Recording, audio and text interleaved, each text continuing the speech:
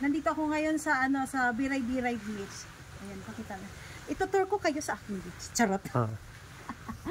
Dito napakaganda po talaga ng resort na ito. Dati ano lang 'to eh, parang gubat. Ayan.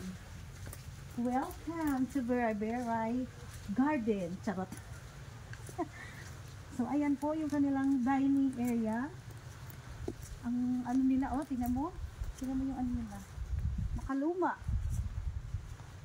Galing to sa punong keme-keme. Charot. Eme-eme na. Eme-eme lang. Ayan. Ayan, ang ganda. Ang kanilang room. Mura lang po yung kanilang room. Ito daw po, ito yung first room. 3,500. May ano siya, may aircon. Tapos itong dalawa, electric fan. Pero maganda, may CR na rin sa loob. Ayan. Dito naman tayo sa kanilang bilya. Pag marami kayong bisita o malaking pamilya kayo, pwede nyo dito accommodate. Kakasya daw po dito yung 10 tao. Yan.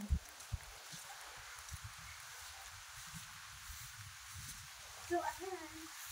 Welcome home. Charot. Ayan, ang ganda. Diba? Nung 2003, wala pang ganito to eh. Gubat pa to dito eh. So, punta naman tayo sa kanilang beachfront area. Tingnan mo, oh, napaka oh. Yung buhangin, oh, napaka-pino. Parang asukal. Ayan, diba? Focus mo sa paa. Okay. Diba? Sobrang para siyang parang asukal. Napakalinis. Ayan, oh. Diba? Sobrang pino ng buhangin. Ayan. At ang napakalinaw na tubig. Ayan. Talong, talong. Yan, ikot-ikot mo, babe. So, pupunta na po tayo sa bangka. Kaya nilipat naman tayo ng ibang resort.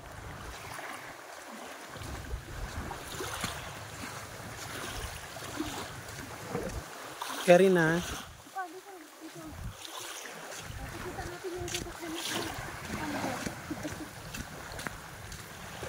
Ayan, guys. Yan po yung aming sinakyan na motorboat o pambot kung tawagan sa amin. Motorboat. Kanina yan, tita? Ito ay kay Melay. Inarkilan ko. Perfect. Uy, sabihan mo yung motorboat na pangkarira. Pangkarira daw to, Pangkarira guys. daw Kung gusto nyo makipagkarira, hiramin nyo lang. I-PM nyo lang si Melay. Yes. Ayan na. So, Ayun yung may-ari, oh. Ayan yung may-ari. Yun, no. Ang driver namin. Panis. Driver. O, lilipat naman kami ngayon doon sa kabilang resort. Ayan. Bay na, guys.